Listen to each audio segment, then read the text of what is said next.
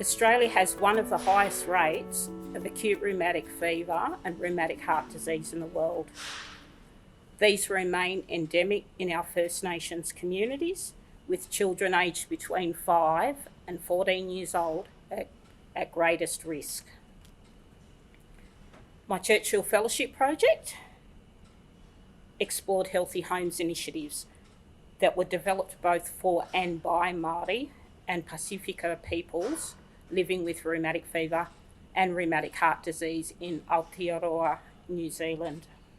These initiatives aim to reduce household overcrowding and have produced healthier homes interventions that support healthy living environments, resulting in significant savings in averted healthcare costs, along with a reduction in cases of rheumatic fever.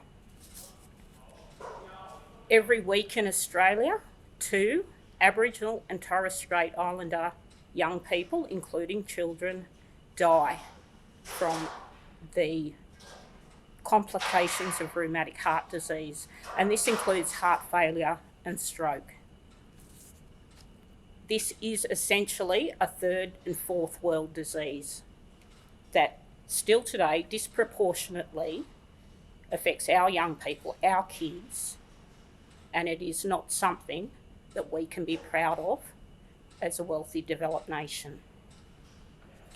Urgent action is needed from our governments to work in partnership with our First Nations communities and peak organisations to address the risk factors for this disease, which includes overcrowded living conditions, poor quality housing, and non-functioning health hardware, including things like taps, showers and washing facilities. This urgent action should include the following recommendations. Firstly, that our government develops a national Aboriginal and Torres Strait Islander housing and environmental health strategy. And secondly, that our state and territory governments adequately fund sustainable healthy homes programs in First Nations communities, particularly with high rates of rheumatic fever and rheumatic heart disease. These recommendations will likely assist government meet several key targets and priority reform areas that have been agreed upon and are outlined in the National Agreement on Closing the Gap.